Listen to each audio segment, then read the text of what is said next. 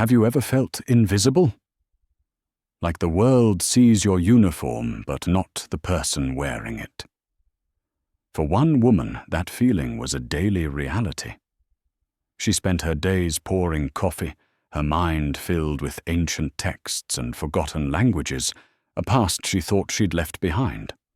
For one man, a billionaire staring into a corporate abyss, the world was a chessboard of threats, with a traitor in his midst he couldn't identify. He had every resource money could buy, ex-military analysts, cybersecurity wizards, private investigators, but they were all blind. This is the story of how a single overheard phone call in a greasy spoon diner, a conversation spoken in a dead language, became the one key that could save an empire and change 2 lives forever. It's a story about the secrets we carry and the extraordinary moments that happen when someone finally stops to listen. Arthur Pembroke adjusted the silk tie, strangling his neck. From his office on the 85th floor, Chicago was a sprawling circuit board of lights against the deep velvet of the pre-dawn sky. Each light represented a life, a story, a world away from his own. His world was one of sterile, glass-polished chrome and the suffocating pressure of a legacy. Pembroke Innovations. The pharmaceutical empire his grandfather had built from a single Chicago pharmacy was bleeding. Not a dramatic gushing wound, but a slow, methodical exsanguination from the inside. For 6 months, his company had been a sieve. Every strategic move, every confidential research milestone for their groundbreaking Alzheimer's drug, Cognate, was being countered by their most ruthless competitor, Viridian Dynamics, with uncanny precision. They weren't just reacting, they were anticipating. It was as if Viridian's CEO, a shark named Alistair Finch, had a seat at his executive board meetings. He'd spent millions trying to find the leak. He brought in Kroll, then a boutique firm from Tel Aviv. They swept for bugs, ran deep background checks on every employee with C-level clearance, and monitored all network traffic. They found nothing. No electronic trail, no suspicious bank transfers, no disgruntled employees with a motive strong enough to justify this level of treason. His head of security, a former MI6 agent named Bennett, stood grim-faced by the window. "We intercepted another one, sir. Same protocol. A burst transmission to a dead drop server in Estonia. It's a string of numbers just like the others. Our cryptographers are calling it the Rosetta Stone. They're convinced it's unbreakable without a key." Bennett slid a tablet across the massive mahogany desk. On the screen was a string of cold, meaningless digits, 95 por 12, 95.7.2, 95.10.3. "It looks like gibberish," Arthur rasped, his voice raw from lack of sleep. "Coordinates financial data." "What is it?" "Bennett." "We don't know." Bennett admitted the words, tasting like ash in his mouth. "The pattern is irregular. The numbers aren't high enough for standard encryption keys. We've run it against everything: historical codes, steganography, literary ciphers from the classics like the Bible or Shakespeare. Nothing fits. It's brilliant in a terrifying way. No words, no letters, just numbers. Untraceable. The mole could be passing them on a slip of paper, a text message, a whisper in a hallway, and we'd never know what we were looking at." Arthur felt a chill that had nothing to do with the floor-to-ceiling windows. The traitor wasn't just a disgruntled employee. They were sophisticated. They were in his inner circle. He looked at the faces in his mind. His COO, his head of R&D, his CFO, Jeffrey Walsh, a man who had been his father's friend. Trust had become a luxury he could no longer afford. Every smile in the boardroom felt like a potential dagger. The stress was a physical weight. It had carved new lines onto his face and stolen the color from his hair. His doctor warned him about his blood pressure his ex-wife had called to say he sounded brittle. And his daughter studying abroad barely got more than a one-line text from him each week. He was the king of a castle under siege, and the walls were closing in. He needed to escape. Not a vacation that was impossible now, but a momentary reprieve. He had a ritual for mornings like this. He would bypass his private driver, take a nondescript town car, and go to a place where no one knew the name Arthur Pembroke. A place where he was just a man with tired eyes who wanted a cup of coffee. He pushed back from his desk. "Keep working on it, Bennett. Tear it apart, number by number. There's a logic to it. There has to be." As he walked out, he felt the gnawing emptiness of his own authority. He commanded thousands of employees and billions in capital, but he was utterly powerless to stop this silent, invisible betrayal. He needed a miracle, and miracles he knew didn't happen on the 85th floor. The Corner Spoon was an anomaly in downtown Chicago. It was a relic, a greasy spoon diner with cracked red vinyl booths, a countertop worn smooth by a million elbows, and the lingering, comforting scent of frying bacon and strong coffee. It was a world away from the Michelin-starred restaurants and exclusive clubs Arthur usually frequented. Here he was anonymous. The waitresses were too busy, the patrons too absorbed in their own lives to notice the man in a simple grey suit reading the paper and nursing a single black coffee for an hour. His usual waitress was a kind, middle-aged woman named Flo, who called him Hon, and never let his cup get more than half empty. But today, a different woman approached his booth. She was younger, perhaps in her late 20s, with weary, intelligent eyes that seemed out of place in the bustling diner. Her brown hair was pulled back in a simple, severe ponytail, and her movements were efficient, almost robotic, betraying a deep-seated exhaustion. Her name tag read Nina. Nina Petrova moved through the chaos of the breakfast rush with a practiced, detached grace. Her life had been reduced to a series of simple, repetitive tasks. Take the order, pour the coffee, deliver the food, clear the plates. It was a numbing rhythm, a stark contrast to the life she was supposed to have. Just a few years ago, her world had been one of dusty libraries, the hushed reverence of academia, and the intricate beauty of the ancient world. She had been a doctoral candidate in classics at the University of Chicago, a prodigy mentored by her own father, the brilliant but eccentric professor Ivan Petrova. Her thesis was on the Stoic philosophy of Seneca the Younger, and her life's ambition was to spend her days translating and teaching the wisdom of the ancients. Then the floor had fallen out from under her. Her father was diagnosed with a rare, aggressive form of pancreatic cancer. Her PhD became irrelevant. His savings, then hers, were vaporized by a ruthless American healthcare system that cared little for a life's work in academia. He passed away within a year, leaving her not with an inheritance, but with a mountain of medical debt and a 16-year-old brother Daniel to care for. So she traded the library stacks for stacks of pancakes. She swapped Cicero and Ovid for over easy and rye toast. The weight of her new reality was immense.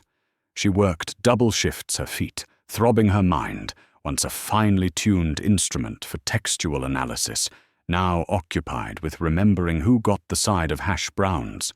The intellectual starvation was a constant, dull ache. She felt like a concert pianist forced to play chopsticks for a living, her true talents atrophying with every cup of coffee she poured. "Coffee?" she asked the man in the grey suit, her voice flat and tired. "Please." "Black," Arthur Pembroke replied, not looking up from his paper. She filled his cup with a steady hand. She'd seen him before. He was quiet, neat, and never made a fuss. He looked like 1,000 other downtown professionals lost in their own worlds of mergers and deadlines. She saw the tension in his shoulders, the weariness in his eyes that mirrored her own, albeit for reasons she couldn't possibly imagine. To her, he was just another customer, another small part of the relentless machinery of her survival.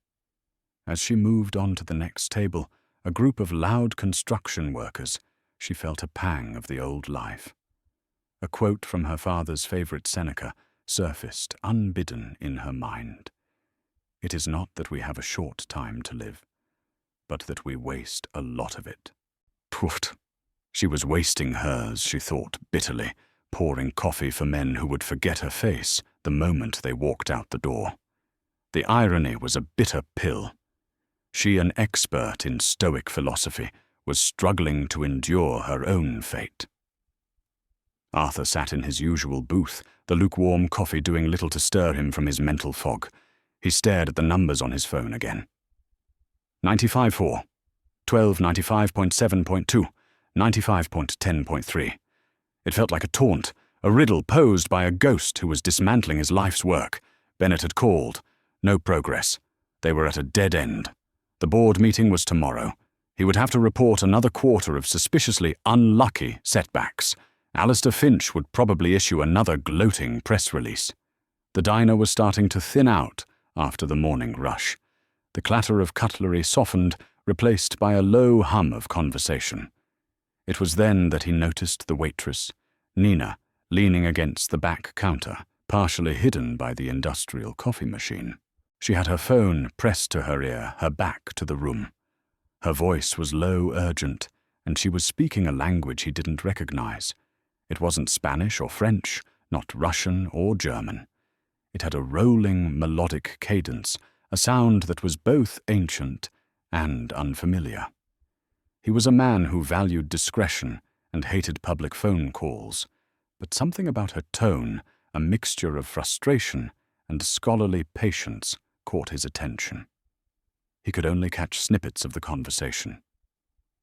"No, Daniel, you can't just use a modern translation," she whispered, her voice tight. "The nuance is lost. You have to go back to the source. Yes, I know it's hard. That's the point." A pause. Arthur found himself leaning forward, slightly straining to hear over the sizzle of the grill. "Look in Dad's study." She continued, her eyes closing as if picturing the room. The bookshelf behind his desk, second shelf from the top all the way to the right, the worn leather copy of the Epistulae Moralis. Find it. Yes, the letters to Lucilius. The name pricked at a distant memory from a long-forgotten humanities course in college.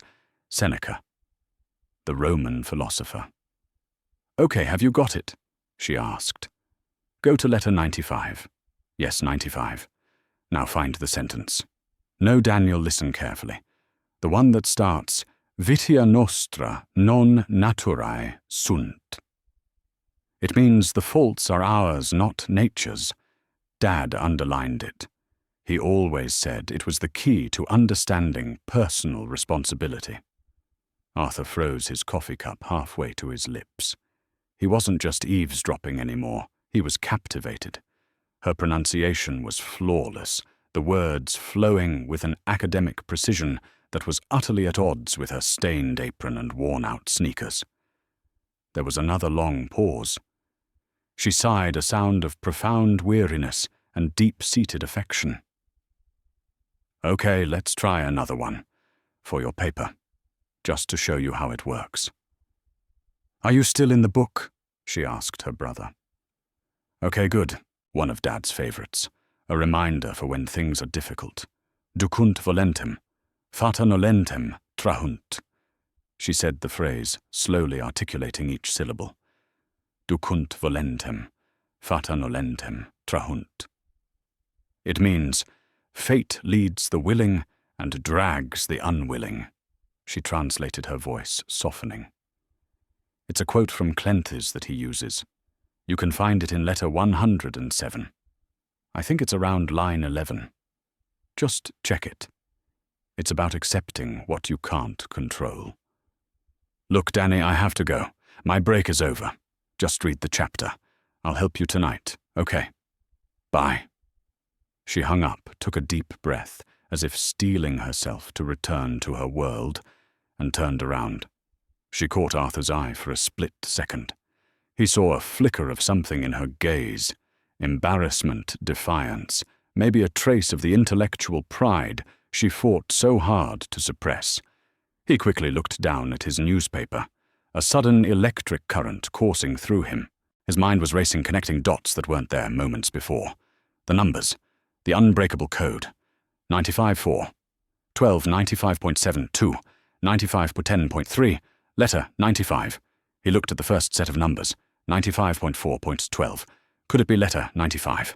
Line 4. Word 12. His heart began to hammer against his ribs. The second set. 95.7.2. Letter 95. Line 7. Word 2. It was too simple and too complex at the same time. A cynical cipher, a code based on a specific text. It was only unbreakable if you didn't know the key. But if the key wasn't Shakespeare or the Bible, but a relatively niche collection of philosophical letters from a Roman Stoic, it would be nearly impossible to find. You would have to guess the author. The work, the edition, and the translation as line and word counts could vary. It was brilliant. And this tired waitress with her worn-out shoes and her quiet dignity had just handed him the key on a silver platter. The phrase she had quoted to her brother echoed in his mind. Fate leads the willing and drags the unwilling. For the first time in 6 months, Arthur Pembroke felt like he was no longer being dragged. He felt fate grabbing him by the hand, and he was more than willing to be led. He threw a $20 bill on the table, not waiting for the check, and strode out of the diner, his mind a whirlwind of numbers, Latin and the face of the unassuming woman who had no idea she'd just saved his empire. The drive back to Pembroke Tower was a blur. Arthur barked orders into his phone before the car door even closed. "Bennett, get to my office now. Bring your senior cryptographer. And find me a digital copy of Seneca's Epistulae Moralis ad Lucilium, the original Latin. I need the Loeb Classical Library edition, the Gamer translation. It's the most common academic standard. Move it." He burst into his office, the quiet sanctuary, now feeling like a command center on the verge of a breakthrough. Bennett and a young sleep-deprived analyst named Peterson were waiting their faces, a mixture of confusion and intrigue. "Sir," Bennett began, "Seneca, we ran checks against the major classical works. Not the major works, not the obvious ones." Arthur cut him off, his voice sharp with adrenaline. He was pacing in front of the window, the city sprawling beneath him. "It's a specific book, a specific edition. It's a key. Peterson, bring up the latest intercepted message." Peterson's fingers flew across the keyboard. A new string of numbers appeared on the massive screen that dominated one wall of the office. 107, 11.5, 107, 11.8, 23.04 per 1, 23.4 per 4. "And now bring up the text," Arthur commanded. "Letter 107. Another window opened beside the numbers. A wall of Latin text appeared. "Go to line 11. Arthur said, his voice dropping to a near whisper. The 3 men stared at the screen. Peterson navigated to the 11th line of the ancient text. "Okay," Arthur said, his heart pounding. "The first number is 107.11.5. Letter 107, line 11, 5th word." Peterson counted carefully. "The 5th word is volentem." "Next one, 107.11.8, Arthur prompted. "The 8th word is trahunt." A heavy silence filled the room. Bennett stared, his professional composure cracking to reveal raw disbelief. Volentem trahunt. The willing, the dragged. It was a fragment of the very quote Arthur had heard in the diner. It was a test phrase. "It's a confirmation," Bennett breathed, his eyes wide. "The sender and receiver are confirming they're using the same key before sending the real data." "Exactly," Arthur said, a grim smile touching his lips. "Now let's look at the next set, 23.4.1. Peterson's hands were shaking slightly as he navigated to letter 23, line 4. First word, cognate. The room went cold. Cognate, the code name for their Alzheimer's drug. Next number. Arthur's voice was like ice. 23.4.4. The word is delay. They kept going, piece by piece, using the numbers to pluck words from the ancient text. A horrifying message emerged. Cognate. Delay. Phase. 3. Trial. Data. Leak. Friday. It was a direct order. The mole was instructed to leak the complete data packet for the Phase 3 clinical trials this coming Friday. Such a leak wouldn't just allow Viridian to counter them, it would allow them to steal the research outright, patent a similar compound, and bury Pembroke innovations in years of litigation. It was a kill shot. My God, Bennett whispered, sinking into a chair. It's been right here the whole time. Elegant, simple, utterly untraceable without the book. Who Bennett? Arthur demanded, turning from the screen. The transmission came from inside this building. Who had access to this level of trial data and was in the office when it was sent at 3:17 a.m. yesterday? Peterson's fingers were a blur on the keyboard again, cross-referencing security logs, network access permissions, and keycard data. The list of potential suspects was horrifyingly small. It included Arthur himself, the head of R&D, the COO, and a handful of senior scientists. And one other name. Peterson stopped typing. He swallowed hard and looked at Bennett, then at Arthur. Sir, the network access protocols for that specific data packet are restricted to 4 individuals. At 3:17 a.m., only one of those 4 individuals was logged into the system from their office terminal on the 83rd floor. Arthur felt a profound, sickening sense of betrayal wash over him, colder and more bitter than any financial loss. He knew who was on the 83rd floor. The source of the leak, sir, Peterson said, his voice barely audible. It's Jeffrey Walsh, the CFO. Jeffrey, his father's friend. The man who had mentored him when he first joined the company. The man who had been a guest at his wedding, who had held his daughter as a baby. It was unthinkable. And yet the data was undeniable. The numbers, translated by the words of a long-dead philosopher, told a story of devastating treachery. Arthur stood silently for a long time, staring out at the city. The sun was higher now, glinting off the steel and glass towers.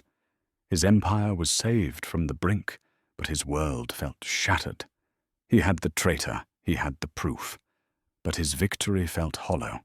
It had come not from his expensive security teams or his own sharp intellect, but from a chance overhearing of a conversation in a dead language by a woman who had no idea of the power she held.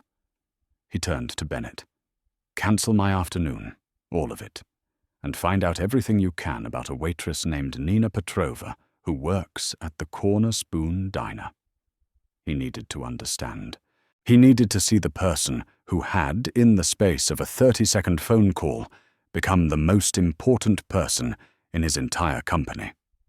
The next morning, Arthur Pembroke walked back into the Corner Spoon. The diner was the same, the smell, the sounds, the worn-out comfort of it all. But for Arthur, everything was different. He was no longer a man seeking refuge. He was a man on a mission, albeit one he had no protocol for. How do you approach someone who inadvertently saved you from ruin? A simple thank you felt laughably inadequate. A check felt crass and dismissive. He saw her behind the counter, refilling salt shakers with the same methodical, detached focus as the day before. He took his usual booth and waited. When she came to his table, a coffee pot in her hand, she looked at him with a flicker of recognition. Coffee black, she asked, her voice as tired as he remembered. Yes, thank you, he said. And then, before she could turn away, he added, That's an interesting language you were speaking on the phone yesterday. Nina froze. Her hand holding the pot tightened slightly. Her professional mask of indifference cracked, and for a second he saw the guard go up in her eyes. It was a look he recognized, the look of someone used to being underestimated, someone protective of the small, private corners of their life. "It was just a personal call," she said coolly, her tone creating a clear boundary. "I'm sorry if I disturbed you." "You didn't disturb me," Arthur replied, keeping his voice gentle. "I was impressed. It sounded like Latin." Her expression softened, replaced by a weary surprise. "You recognized it?" "I had to take 2 years of it in prep school," he said with a self-deprecating smile. "Most of it is gone now.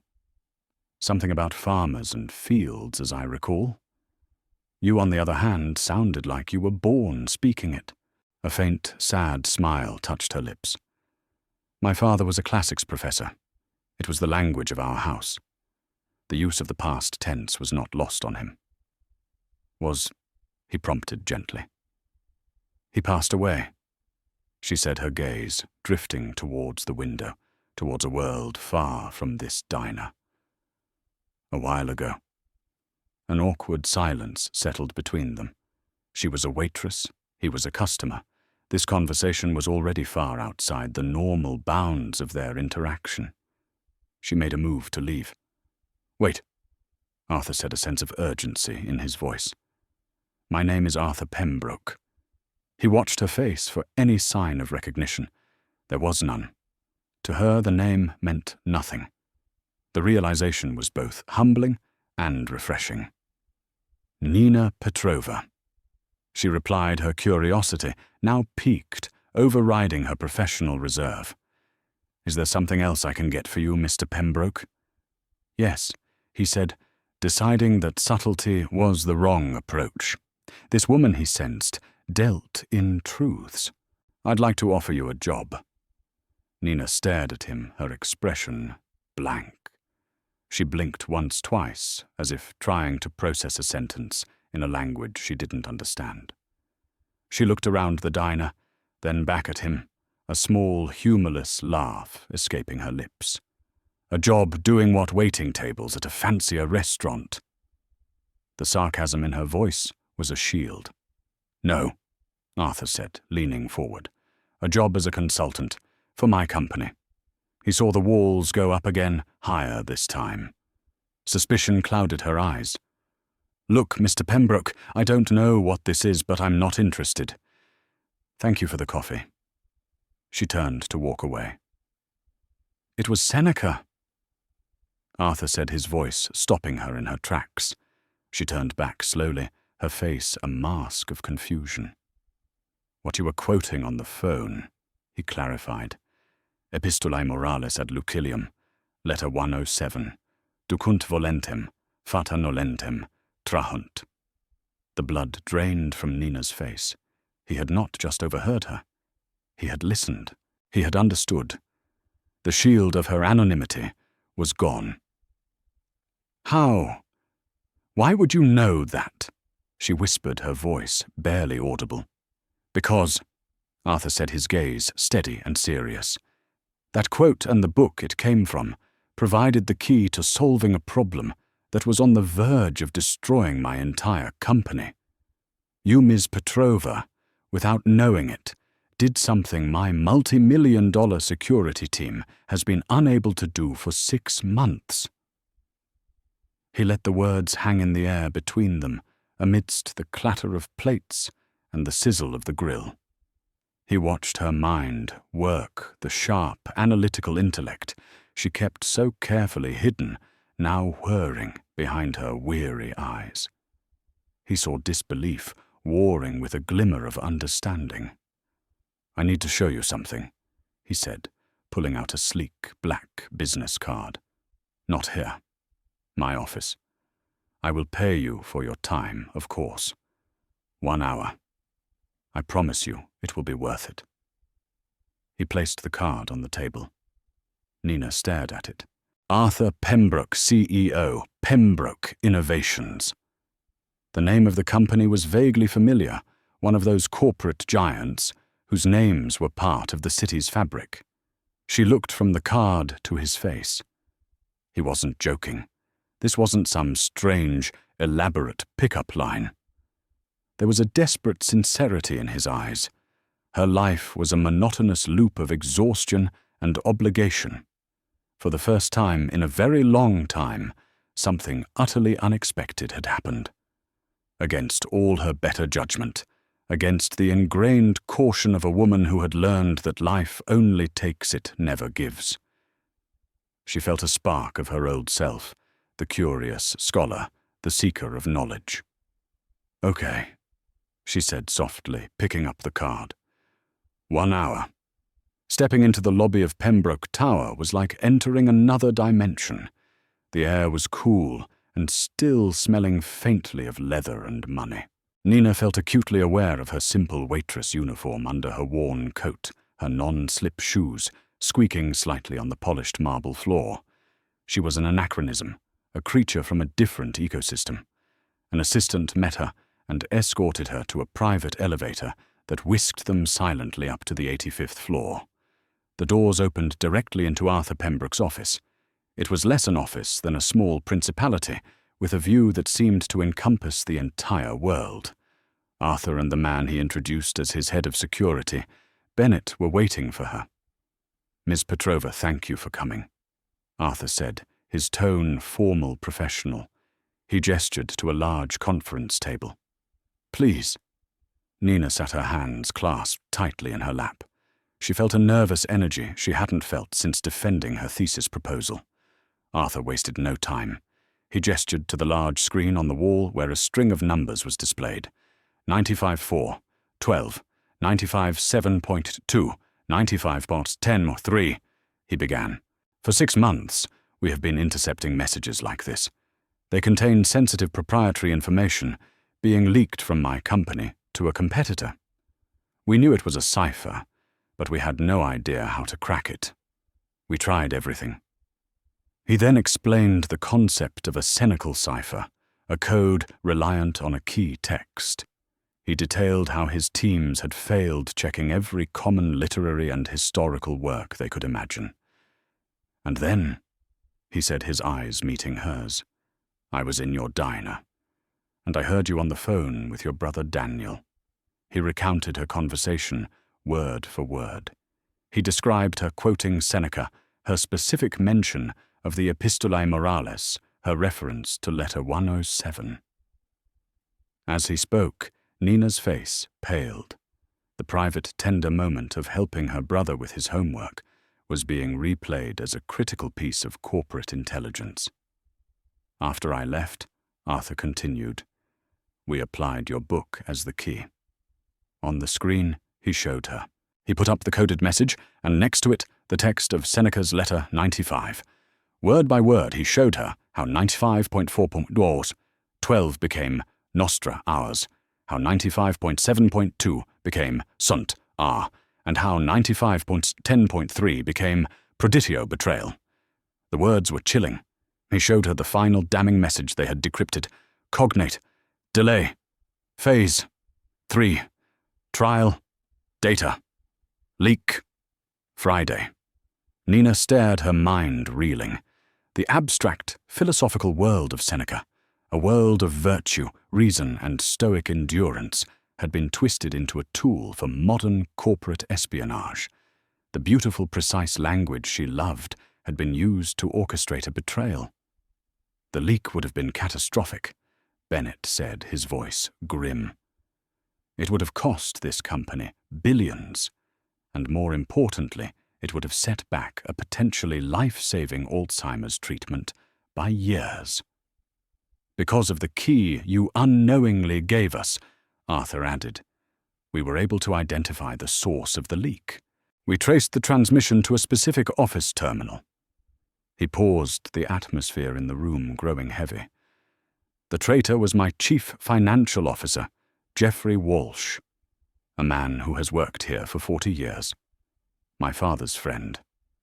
He was being blackmailed by our competitor over some old financial indiscretions. He chose to save himself by destroying us." Nina felt a wave of nausea. This was too much. The corporate intrigue, the betrayal, the sheer scale of the money and power involved. It was a world she couldn't comprehend. She had been a pawn in a game she never even knew she was playing. "Why are you telling me this?" she asked, her voice trembling slightly. "Two reasons," Arthur said, his expression unreadable. "First, to thank you. What you did was extraordinary. You saved this company. There is a reward, of course, a significant one, enough to clear your debts and ensure you and your brother are taken care of." He slid an envelope across the table. Nina didn't touch it. "And the second reason?" she asked. "This is not a job offer for a consultant, Ms. Petrova. That was a pretense to get you here," he admitted. "The real offer is for a full-time position. The person we were fighting against wasn't just a traitor. They were a classicist. They used an obscure intellectual method of communication because they knew that in today's world of high-tech cybersecurity, nobody would ever think to look for a key in a 2,000-year-old text. They used our own modernity against us." He leaned forward, his eyes locking onto hers with an intensity that made her sit up straighter. "We were blind because we lacked a certain kind of literacy. A literacy you possess. I want to create a new department here at Pembroke Innovations, an alternative analysis wing. Its purpose will be to look at problems from unconventional angles, historical, linguistic, philosophical, to see the patterns no one else sees.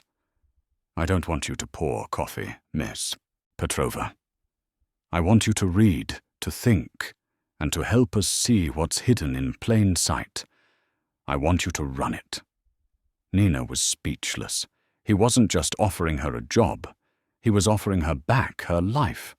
The life of the mind she had been forced to abandon. He was offering her a chance to use the skills her father had given her, the knowledge she cherished not as a hobby, but as a vital, respected profession. Tears welled in her eyes, blurring the incredible view of the city. They weren't tears of sadness or fear, but of overwhelming, unbelievable relief. The weight she had carried for so long, the suffocating burden of survival, began to lift.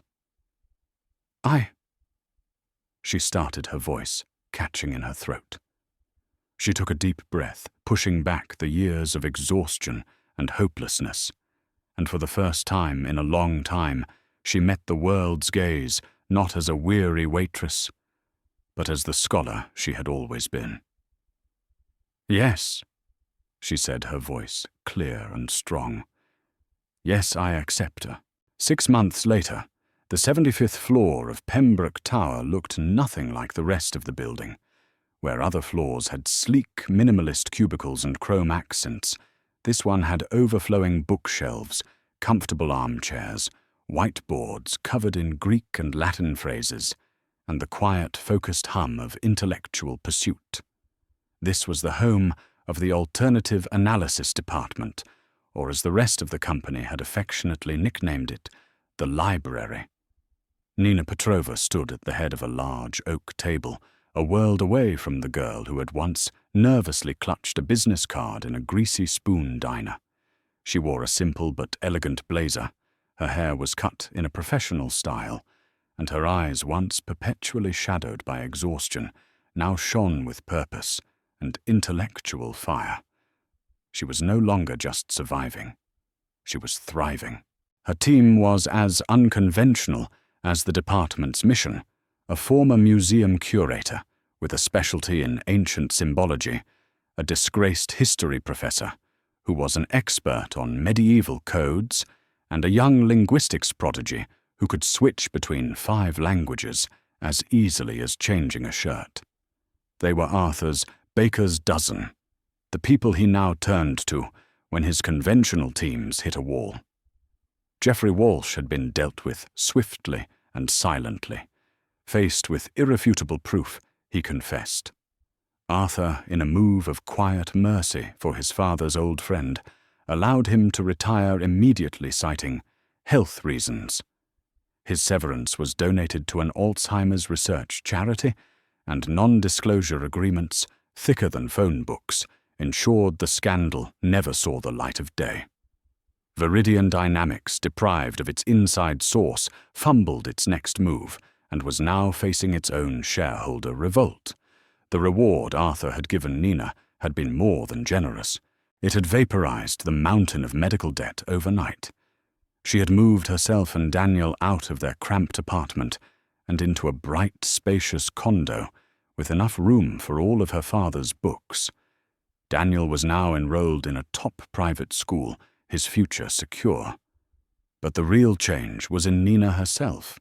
Arthur hadn't just given her money. He had given her back her identity.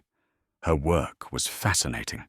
She and her team analyzed competitors' branding for mythological undertones, studied the speech patterns of rival CEOs for philosophical tells, and looked for historical parallels in hostile market strategies. They had already flagged a potential patent issue by identifying a rival's research name as an obscure reference to a historical case of scientific theft. They were seeing the world through a different lens, and it was giving Pembroke innovations an edge no one else had. Arthur often visited her department, a quiet observer. He found a sense of peace on her floor that he couldn't find in his own sterile office. He saw in Nina a reflection of the best parts of himself, a sharp intellect, and an unwavering integrity. She hadn't just saved his company. She had reminded him of its purpose, a purpose beyond profit margins. One afternoon he found her staring out the window, a worn, leather-bound book in her hands. It was her father's copy of Seneca's letters. Thinking about how it all started, he asked gently. She turned a warm smile on her face. Sometimes. I was reading a passage from letter 76. Non est ad astra mollis, et eris via. There is no easy way from the earth to the stars. Seems fitting, Arthur mused. It is, she agreed, but it's more than that. My father used to say that wisdom isn't about knowing all the answers. It's about knowing how to ask the right questions. For a long time, I forgot how to even ask questions about my own life. I only knew how to take orders. She looked at him, her gratitude deep and sincere. You didn't just give me a job, Arthur. You gave me back my vocabulary. You reminded me that my life could be a dialogue, not just a monologue of survival. Arthur Pembroke, the billionaire titan of industry, looked at Nina Petrova, the former waitress who had become his most valuable asset. He realized the greatest innovations weren't always found in a laboratory or on a balance sheet. Sometimes they were found in the overlooked, the underestimated, in the quiet corners where wisdom was mistaken for weariness. He had been looking for a traitor in a world of numbers and data, when the key all along was hidden in the timeless power of human words. And all he had to do was stop and listen. A year had passed since the day Nina Petrova traded her waitress apron for a key card to the 75th floor. The library, as it was now widely known, had become an integral, if eccentric, part of Pembroke Innovations. Nina had proven that the Seneca incident was not a fluke. Her team had averted a hostile takeover attempt by a Japanese firm by identifying the lead negotiator's strategy as a modern application of tactics from Miyamoto Musashi's The Book of Five Rings. They had flagged a promising biotech startup for acquisition after analyzing the founder's academic papers and realizing his seemingly disparate research areas were all converging on a single revolutionary discovery. Nina had not just been given a title, she had earned her authority. The professional relationship between her and Arthur Pembroke had also evolved. The initial dynamic of benefactor and beneficiary had deepened into one of mutual intellectual respect and a quiet, profound friendship. He was no longer just her boss, he was her mentor, and she in many ways had become his confidant, the one person in his orbit who sought nothing from him but the challenge of an interesting problem. The new problem arrived on a Tuesday afternoon.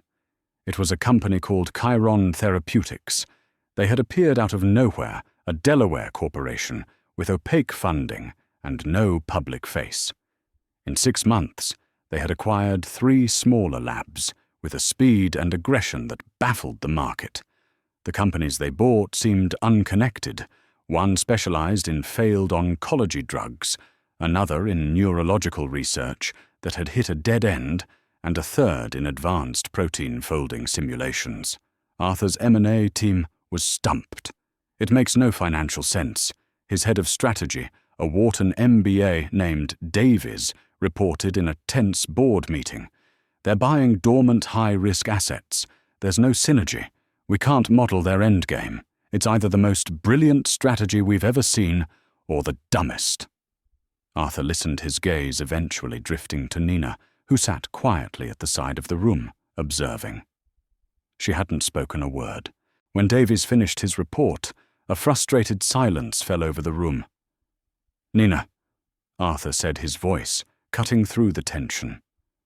"Does your department have a perspective?" All eyes turned to her.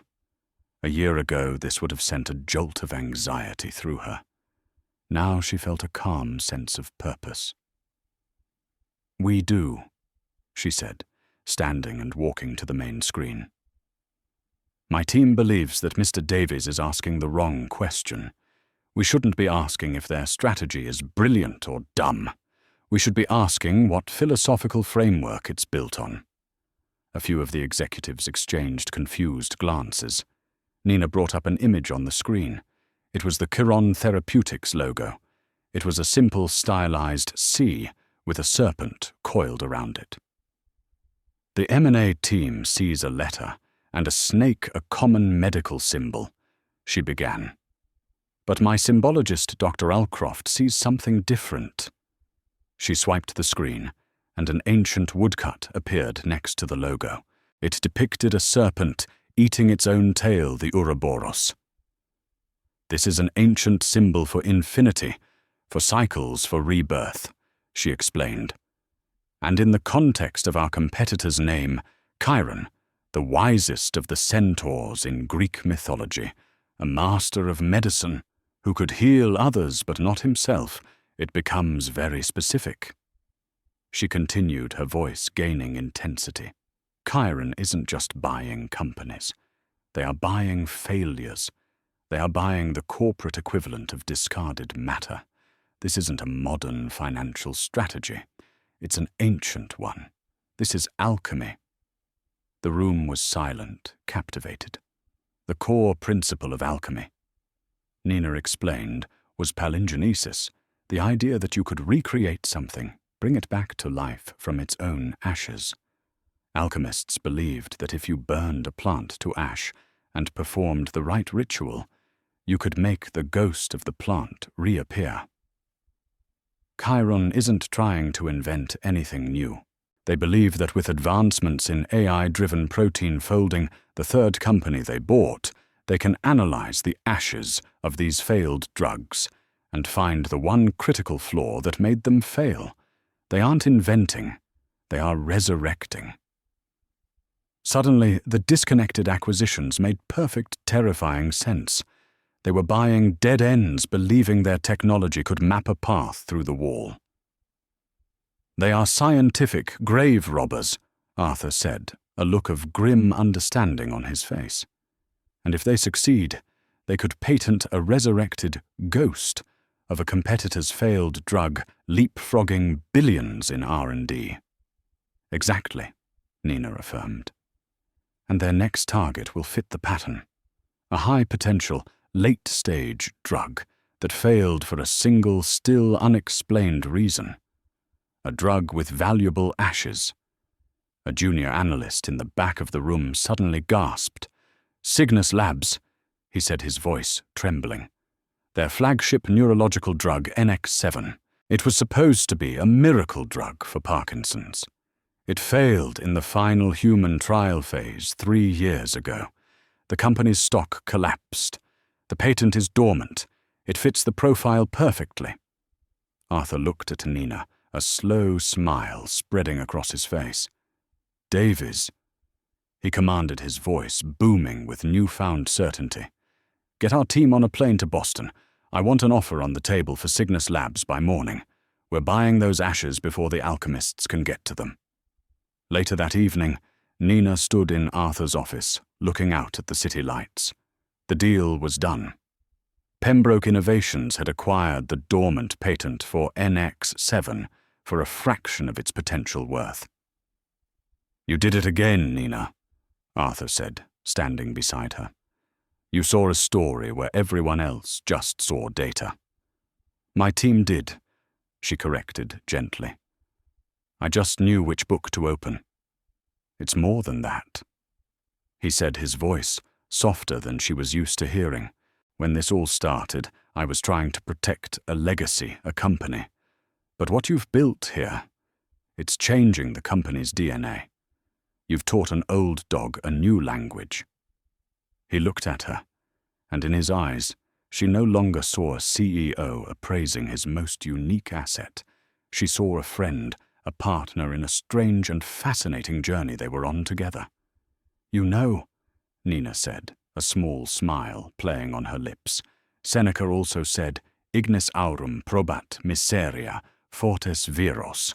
Fire tests gold, adversity tests strong men. And women, Arthur added with a nod. And women. They stood in comfortable silence, the city glittering below them. The crisis was averted, the battle won.